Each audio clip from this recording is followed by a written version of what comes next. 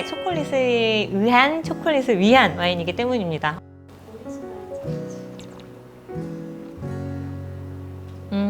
그 쫀득쫀득한 브라우니처럼 느껴지는 그 초코 케이크 있잖아요. 너무 달지 않은 거? 그리고 막 타르트 같은 건데 그 블루베리 잔뜩 올라간 거. 이런 애들이랑 먹으면 정말 너무 잘 어울릴 것 같은. 저는 이제 강한 와인을 마시고 나니까 퇴근을 해야 될 것 같아요. 네.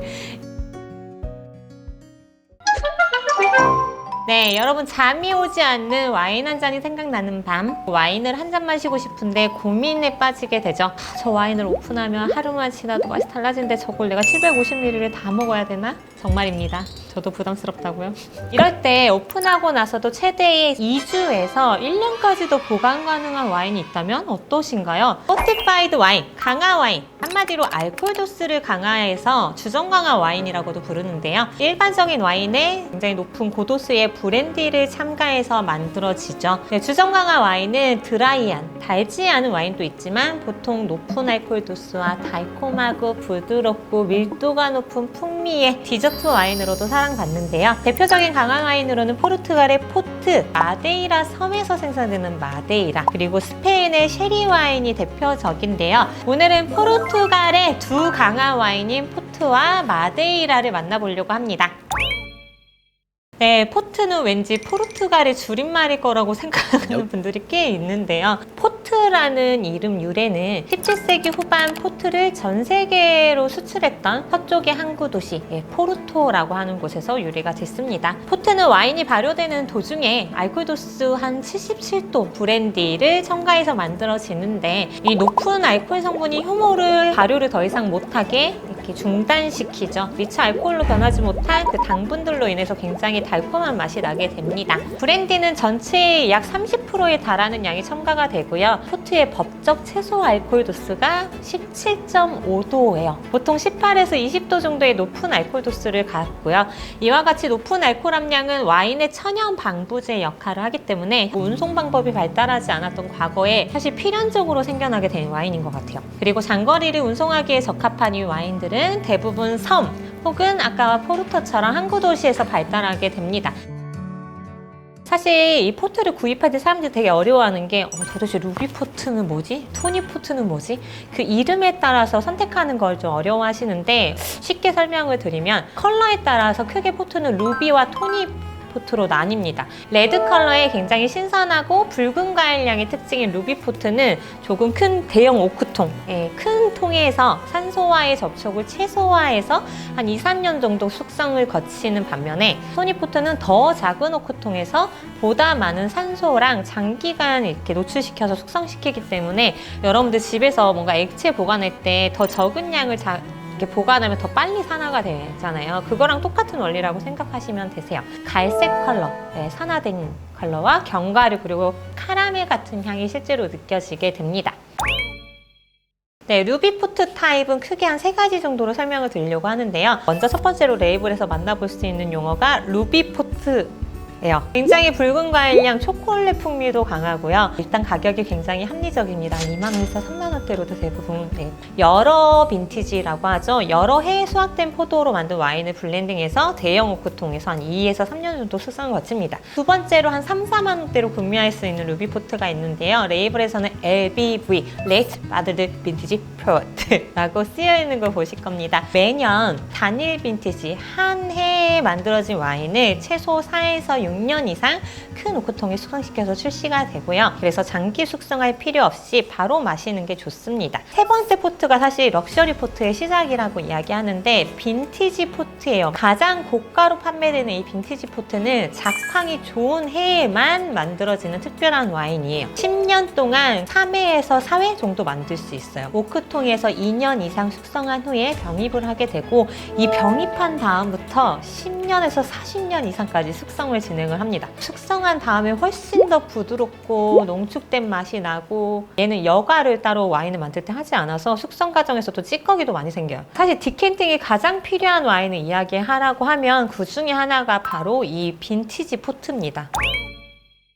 루비포트들과는 대조적으로 갈색 컬러의 카라멜과 견과류 풍미가 강하고요. 더 작은 오크통 숙성을 거치면서 산화가 일어나고 맛이 부드러워집니다. 그리고 2년 정도로 짧게 숙성시켜서 가벼운 편인데 이제 여기서 숙성이 더 진행이 되면 에이지드 토니포트가 시작이 되죠. 이 에이지드 토니포트는 10에서 또 40년 정도 숙성한 후에 병입이 되고요. 견과류나 흑설탕, 정말 달콤한 카라멜 향이 많이 느껴지고 복합적인 풍미의 와인입니다. 포트 와인 중에 가장 섬세한 스타일이라고 이야기를 하는데 병 레이블에는 빈티지는 당연히 적히지 않습니다. 한 가지 빈티지로 만들지 않기 때문에. 그래서 대신 숙성된 기간이 적힙니다. 10년, 20년, 30년, 40년까지 적히게 된 걸 보실 수 있습니다.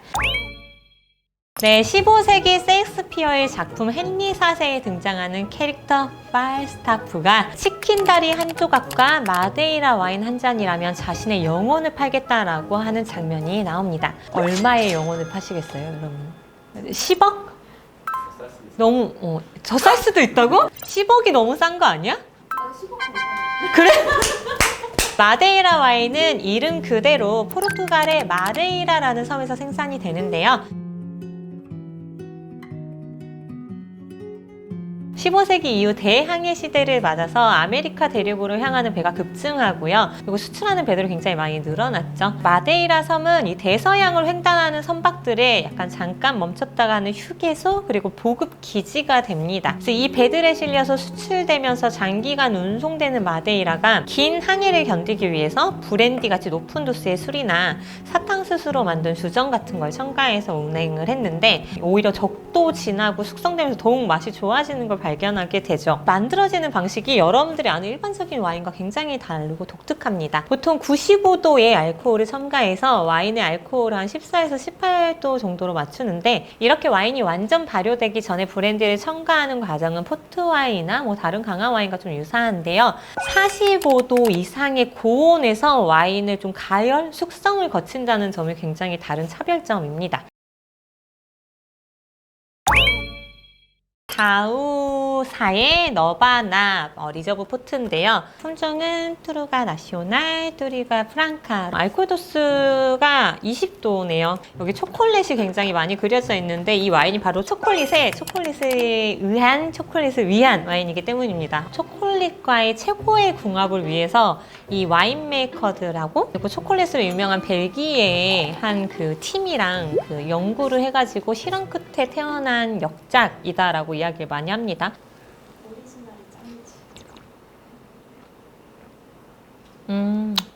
굉장히 달고 알코올 도수가 확 느껴지기는 해요. 차갑게 드셔야지 알코올 도수가 너무 튀는 걸 막을 수 있는데 다크 초콜릿 같이 너무 달지 않은 디저트랑 어울릴 것 같아서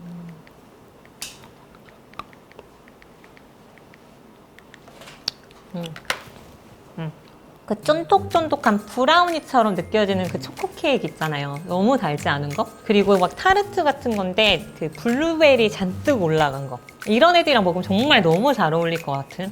굉장히 잘 익은 타닌이 입에서 좀 부드럽고 달콤한데 그렇게 너무 달지 않아요. 블라스 토니포트 20년 에이지드인데요. 품종은 뚜리가 프랑카, 틴타 로리즈까지 블렌딩이 되어 있습니다. 색깔이 굉장히 루비포트랑 토니포트의 차이를 확연하게 좀 보여주죠. 토니포트는 확실히 갈색으로 산화된 듯한 좀 색을 가지고 있는데 향도 이와 닮은 향이 많이 납니다. 진짜 아몬드 껍질 같은 향이 확 나요, 처음부터. 약간 건 무화과나 건 포도를 싹 한번 끓여요. 그래가지고 거기다 견과류를 갈아 넣어. 딱 이 맛인 것 같아. 심지어 여기 토치로 약간 한번 구워줘요. 카라멜라이즈드 해. 그 딱 느낌? 약간 되게 달콤하면서 향이 되게 풍부하고 말린 과일이랑 먹으면 진짜 맛있을 것 같아. 주스티노스사의 마데이라입니다. 코레이타, 빈티지라는 뜻을 가지고 있고요. 말바시아 품종이 적혀있으면 굉장히 스위트한 와인입니다. 와, 향이 진짜 다르긴 다르네요.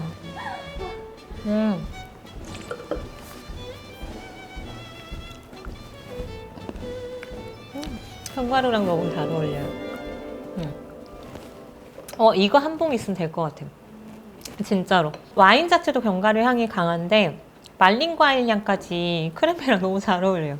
마데이라는 오픈을 하고 나서도 빛이 들지 않게 보관하면 한 달 이상은 무조건 약간 유지가 되고요. 정말 좋은 와인을 올바른 온도 그리고 환경에서 보존을 하면 최대 1년 이상 오픈하고 나서도 마실 수 있대요. 마데이라가 다른 와인이랑 가장 큰 차이점이 뭐냐면 반드시 세워서 보관을 해야 돼요. 일반적인 와인들은 코르크가 젖어야 되니까 눕혀서 보관을 하는데 마데이라는 이미 열이나 산소에 노출이 되어 있는 상태의 와인이기 때문에 코르크보다 수명이 더 길어. 오히려 코르크를 리코르킹이라고 해서 바꿔줘야 돼요, 숙성되는 동안. 그래서 오히려 코르크에 닿지 않고 산화가 일어나지 않게 와인을 그냥 조금 세워서 보관을 하는 편입니다. 재밌지 않으세요? 그리고 마데이라가 다른 강화 와인들보다 신맛이 좀 산미가 높아서 숙성이 오래되고 나서도 굉장히 매력적이고 음식과도 다 잘 어울리는 편입니다.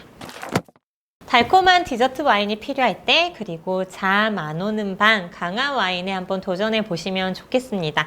저는 이제 강화 와인을 마시고 나니까 퇴근을 해야 될 것 같아요. 네, 여러분, 세상의 모든 와인을 와인 도감에 실어 나가고 있는 이 박사였습니다. 네, 맛있어.